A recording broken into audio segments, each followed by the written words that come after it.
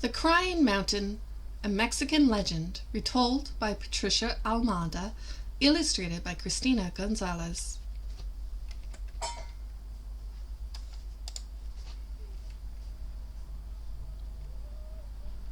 Many years ago in ancient Mexico, a little princess was born. Her father, the Toltec king, was filled with joy.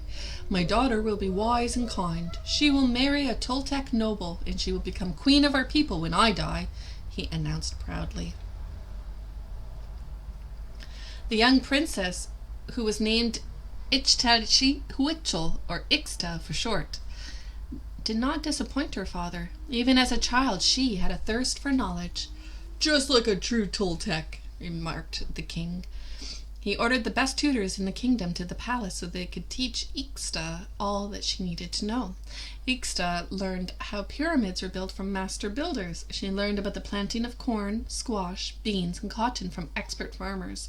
And she learned to sculpt monuments in stone like the best artisans. From the weavers, she learned the patterns and designs of her people.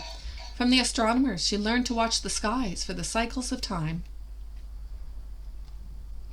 As the years passed, Ixta was no longer satisfied to learn from tutors in the palace. She wanted to see for herself the splendors of the empire. At first, her father was afraid to let her leave the palace grounds because some of the neighboring peoples, like the Chichimecas, were often at war with the Toltecs. "But father," insisted Ixta, "the people must know me, and I must know them. Besides, there is so much more I must learn before I become the ruler." The king was afraid for her safety, but he was also anxious to please his daughter. So he agreed to let her explore the empire. The traveling party was soon assembled. The king said goodbye to his daughter and embraced her with tears in his eyes. Word spread quickly through the empire that Princess Ixta was traveling. As she approached each village, the people hurried to welcome her. It was unusual for a Toltec princess to be among the people, so everyone was most curious to meet her. Ixta was easy to find, even when surrounded by her guards, because she always wore flowing white dresses embroidered with colorful royal designs. Her long black hair was neatly braided in thick braids, and she wore lovely gold jewelry. Ixta spent long hours talking to the people, young and old. She listened to stories of long ago, watched artisans at work, and visited temples, quarries, marketplaces, farmers' fields, and homes. She gave small gifts to everyone she met, and the people were impressed by her kindness, compassion, and beauty. Ixta, in turn, was taken by the vastness and beauty of the empire. The green forests, sparkling lakes, and majestic mountains were even more beautiful than she had imagined.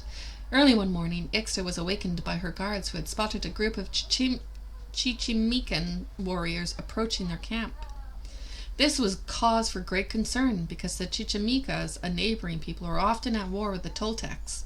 They soon found out that the Chichimecan warriors were only escorting their prince, Popocatépetl, as he passed through the Toltec Empire. "I would like to meet Princess Ixta and pay my respects. I have heard of her wisdom and beauty," said the prince. Ixta agreed to meet with Popo, as he was called for short, under the watchful eyes of her guards. The young prince was strong and handsome. He wore a fine jaguar skin cape with his shoulders, around his shoulders, and the finest quetzal feathers on his headdress. "The Chichimecas are skilled hunters, and the Toltecs are master builders," he said as they walked along the riverbank. "Our people can learn much from each other."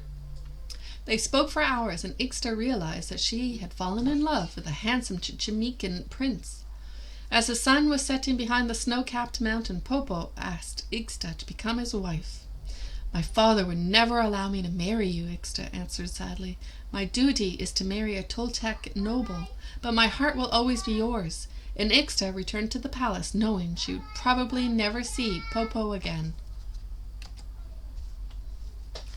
As the years passed, Ixta's father was growing weaker with age and was anxious for his daughter to marry.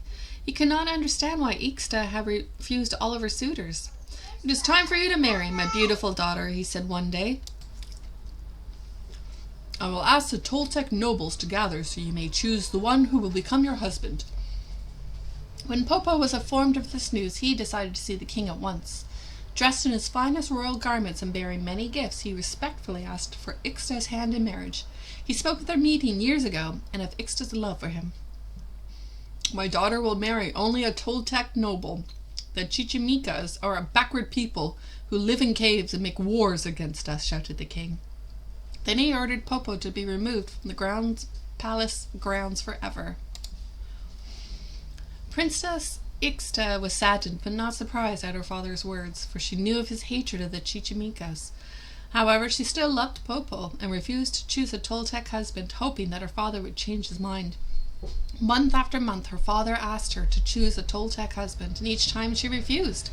Soon Ixta understood that her father would never change his mind and lost all desire to live. She became ill with grief and would not eat or speak. The best healers and priests were summoned to the palace. Rich offerings were given to the gods of the sun and the moon. But even then, Ixta grew weaker each day, and finally the king became afraid that his daughter would die of a broken heart and decided to send messengers in search of Popo. When Popo heard the message, he rushed to Ixta's side. As he approached the palace, he realized that the people were in mourning. There was silence in the streets. The pathways leading to the castle were lined with orange flowers of the dead, and wailing could be heard inside the palace walls. The beautiful Ixta, beloved princess of the Toltec Empire, was already dead.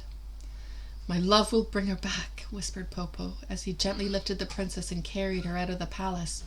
In the street, a long procession formed.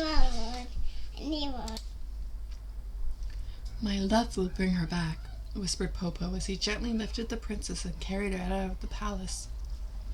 In the street, a long procession formed as the people followed Popo through the cool forest and into the countryside. Popo ordered an enormous pyramid built on the very same spot as he had first seen Ixta. Thousands of people worked all day in complete silence. When the sun shone its last rays, the pyramid was finally done. Popo climbed to the top and carefully laid Ixta to rest. Then he built a fire of sweet-smelling pine needles and waited for a sign of life. The black smoke rose slowly to the sky, and sadness covered the land as the news of Ixta's death spread. After many days, a saddened Popocatépetl came down from the pyramid. The people recognized his royal robes, but his appearance was changed. Popo's hair was gray, and his shoulders were rounded with the burden of his grief. He now realized that he could not bring Ixta back to life, and ordered that an even larger pyramid be built to the south of the first one. As soon as it was completed, Popo bid farewell to his people and climbed up to the top. There he stayed, forever guarding the resting place of his beloved Ixta. The snows came, and with the passing of the years, the pyramids became volcanoes. In the outskirts of Mexico City, two beautiful snow-capped volcanoes still frame the valley. The quiet one is named Ixtachuhuitl, which means sleeping woman. The taller one is Popocatépetl, the crying mountain. It often rumbles and shakes, spewing out white smoke. And to this, the storytellers say, "There goes Popo again, crying for his sweetheart."